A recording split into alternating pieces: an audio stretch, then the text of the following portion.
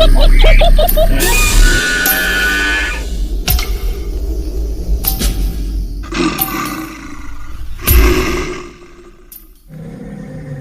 adalah bagian cerita yang terjadi di makam Juang Mandor.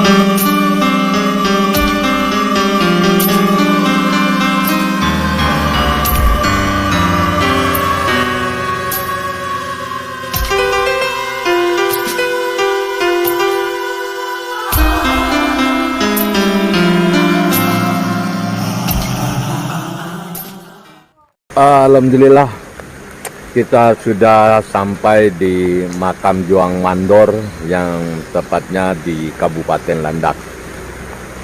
Meskipun gerimis, kita terus dari Singkawang langsung menuju ke tempat ini, makam pejuang Mandor. Yuk kita ikuti. Alhamdulillah saya sudah berjumpa dengan pemegang kunci, tapi nggak mau disebutkan sebagai juru kunci. Beliau namanya Pak Sakimin. Ya, Pak Sakimin, bisa sedikit ceritakan nggak tentang makam Juang Mandor nih? Tentang sejarah makam Juang Mandor ya? Ya. Kami hanya menyimpulkan sedikit. Kalau secara mendetail itu kami kurang paham. Kan pada intinya aku mulai dari tahun 1942 perang dunia kedua itu kan Jepang berkuasa di daratan Asia Tenggara ini. Terutama kami akan mengerucut ke makam Juang Mandor. Di situ makam Juang Mandor ini sebenarnya korban pengkhianatan Jepang sebenarnya. Oh gitu. Iya, bukan korban perang, bukan korban pengkhianatan Jepang. Pada waktu itu para tokoh-tokoh atau pangeran raja Sekalimantan Barat itu dia dibujuk rayu sebenarnya, bukan karena perang melawan, tidak dirayu oleh Jepang, dibawa baik secara terang-terang secara paksa maupun secara halus diajak bahwa dengan alasan nak mau disekolahkan di Jepang secara bertinggi tinggi. Dan disitulah para pemimpin tokoh termasuk pangeran, sultan, bahkan raja dari berbagai kerajaan di Kalimantan Barat ini khususnya jadi diambil, dikumpulkan di sini. Akan tapi di sini dibunuh, malah dibunuh. Bukan disekolahkan di Jepang, itu hanya alasan saja. Jadi dibunuh sini. Beliau menggagas bahwa ingin melawan tentara Jepang pada waktu itu. Soalnya Jepang begitu kejam dan sadis membunuh masyarakat Kalimantan Barat. Dan awal yang menggagas itu Dr. Rubini yang dari Jawa itu, dari Semarang. Sekarang ada sebuah rumah sakit Dr. Rubini di Mubawah itu. Seorang dokter tugasnya hanya melayani atau memeriksa orang sakit. Di Situ sakit bukan sakit penyakit, akan tapi sakit kekerasan Jepang. Situlah awal mawal ada rencana untuk memberontak tentara Jepang. Itu mengumpulkan para raja dan sultan se-Kalimantan Barat, mengadakan rapat tertutup. Dengan intinya rapat itu ingin melawan Jepang. Dan rencana itu digagalkan karena di dalam forum rapat itu ada salah satu pengkhianat yang untuk demi kepentingan pribadi dibocorkan ke tentara Jepang. Para tokoh atau sultan, pangeran, dan raja itu pun sebelum gerak udah didahului oleh tentara Jepang. Begitulah mulailah diculik satu-satu, bahkan secara paksa diambil dan dibujuk rayu dengan alasan seperti tadi, nanti sekolahkan di Jepang, seperti itu. Tidak tahunya dibunuh di sini. Nah, itu awal terjadinya pembunuhan di situ. Dan dengan adanya tulang belulang ditemukan masyarakat tadi, dilaporkan ke Sultan Hamid II, dan Sultan Hamid II membuat atau membentuk tim investigasi untuk menelusuri tulang ini tulang apa dan dari mana arahnya. Sekali ditelusuri ternyata di dalam hutan makam ini begitu banyak tumpukan tulang belulang, ada 10 tempat, 10 lubang. Dan di situ pun di luar tumpukan tulang belulang itu dan masih begitu banyak tulang belulang yang belum terambil. Kalau menurut orang-orang yang terdahulu sebelum aku itu 21.037 jiwa. Pembunuhan massal kalau gitu ya. Massal. Di sini pun dikuburnya secara massal dan tidak bisa diketahui mana sultan, mana raja. Jadi satu, mana laki-laki, mana perempuan. Jadi bertanya kenapa makam 10 kok bisa dikatakan tempatnya para sultan atau raja di makam 10 itu, karena pada waktu itu kakek istri aku itu juru kunci yang pertama, beliau lebih tahu hal gituan, termasuk hal gaib. Jadi yang disitulah bisa membedakan ini tulang dan ini kuburannya para sultan atau pemimpin lah, katakan seperti itu. Kenapa kok bisa membedakan? Tulang belulang itu kan sama saja, memang betul sama bentuknya.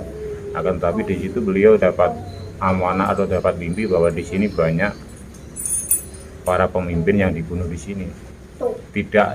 Akan tapi tidak semuanya dibunuh di situ, masih di luar makam 10 begitu banyak juga. Jadi tempatnya itu bukan hanya satu ya, kuburannya, kuburan masalnya. Oh, ada 10. Ada 10 makam. Begitu barusan cerita singkat tentang makam Juang Mandor bersama Pak Sakrimin, dan kita langsung menuju tempat kejadiannya atau pemakamannya. Yuk. Saya jalan-jalan dengan Pak Sakrimin, juru kunci makam Juang Mandor. Kita menuju ke tempat pemakamannya. Mana? Oh, belok sini.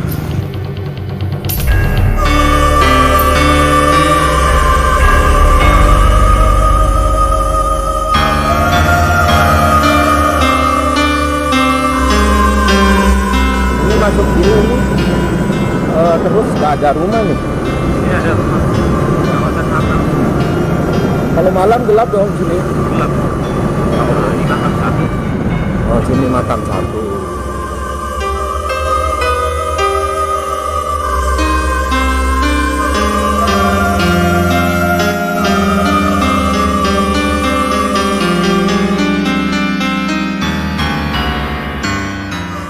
Selama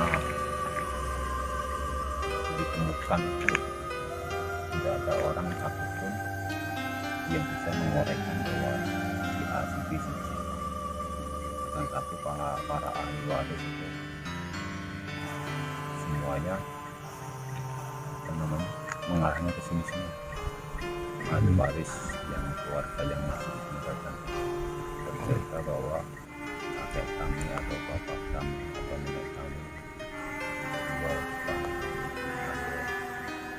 kata-kata seperti itu.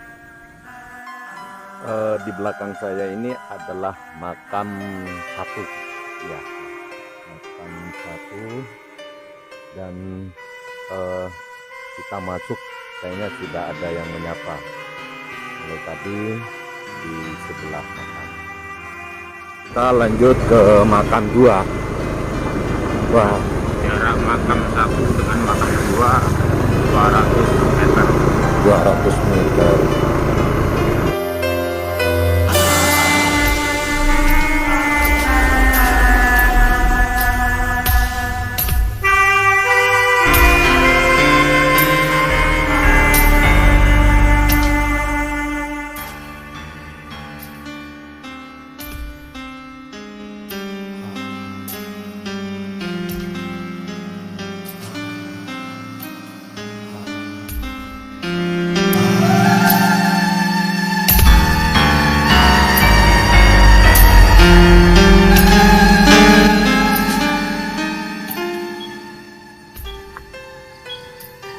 Ini makam ketiga berdempetan juga dengan makam 4.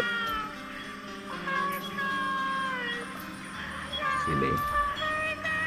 Ini kuburan massal.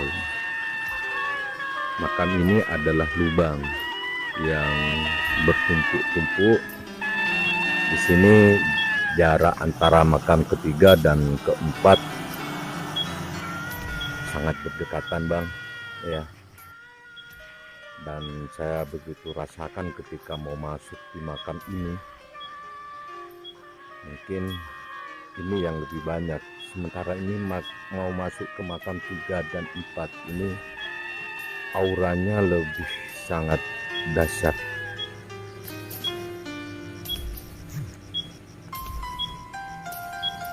Ya Allah, semoga diterima di sisinya semuanya, Bang. Ini Bang. Kita akan lanjut ke makam 5. Karena di sini masih ada berapa makam lagi, Bang? 6. Ada 6 makam lagi. Iya.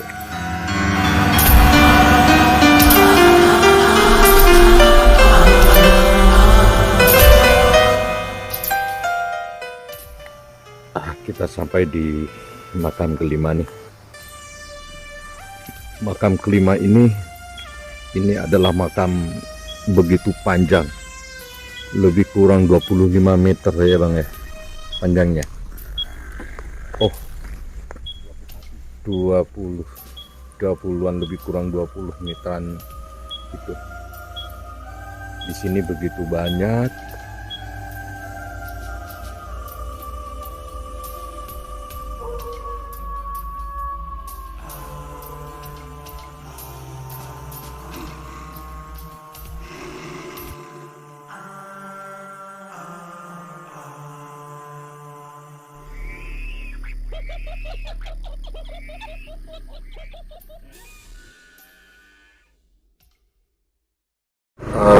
Kita langsung menuju ke makam yang ke-6.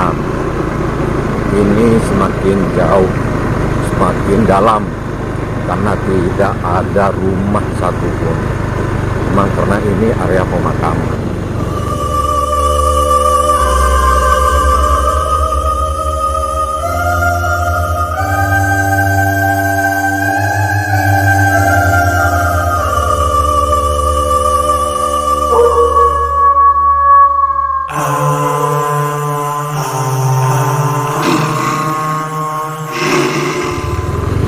Jarak antara makam 6 dan 7 hanya 50 meteran. Sinilah letak makam ke-7. Lebih pendek ya, Bang, ya.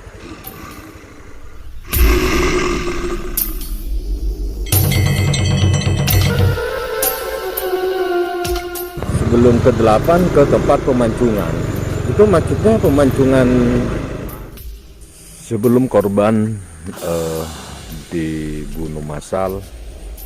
mereka dikumpulkan di halaman ini yang namanya tempat pemancingan bagi korban-korban yang akan dibunuh massal oleh Jepang.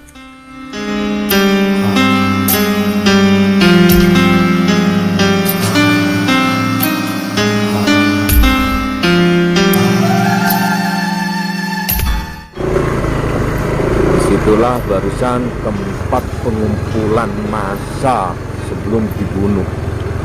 Orang-orang pribumi dikumpulkan di sana. Ini selanjutnya kita ke pemakaman atau lubang ke-8.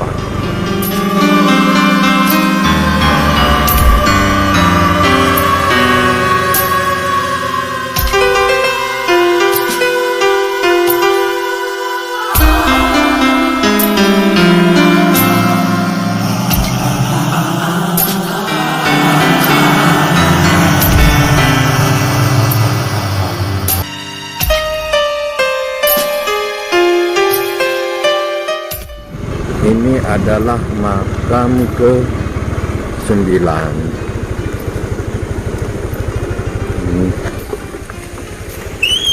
Ini makam yang ke-9, panjangnya lebih kurang sekitar 15 meteran.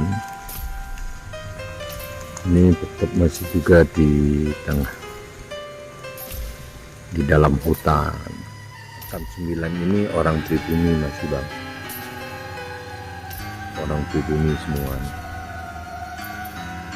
Kita ke makam 10. Kemana nih bang? Makam 10 bang, belok kiri, yuk ke makam 10.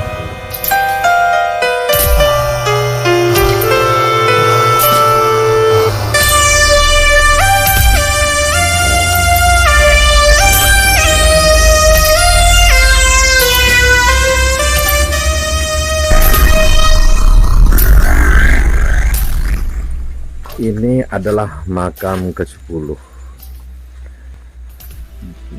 di mana makam 10 ini dipercaya adalah tempat para habaib, ulama, atau juga ada sultan di sini.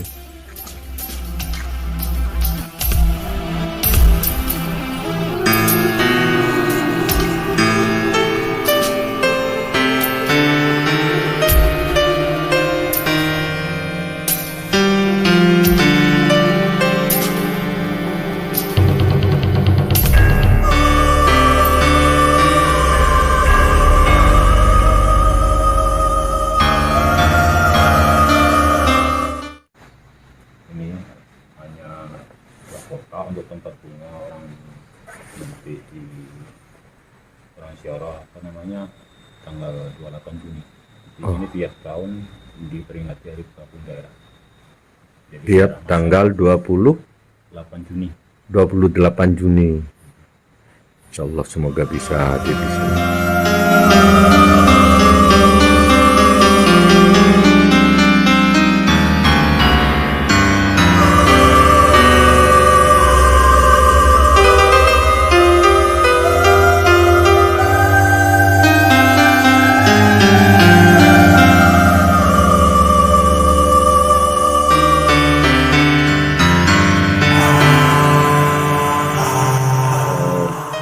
Disinilah makam ke-10, di mana makam ke-10 ini adalah tempat para pejabat, ada juga para habaib, kiai, ulama, sultan dan yang lainnya. Aura di sini memang berbeda dengan makam-makam yang lain. Insya Allah sangat luar biasa. Semoga arwah mereka diterima di sisinya dan masuk surga. Amin.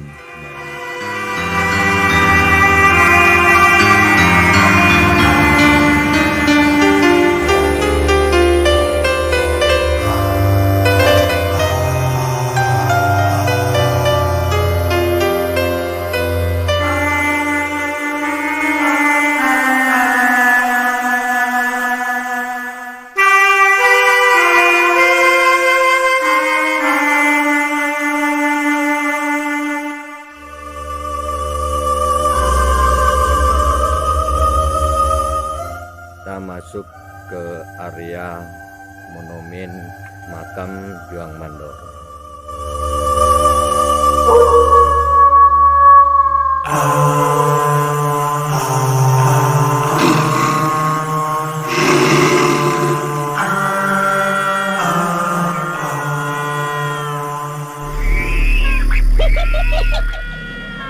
Ini adalah bagian cerita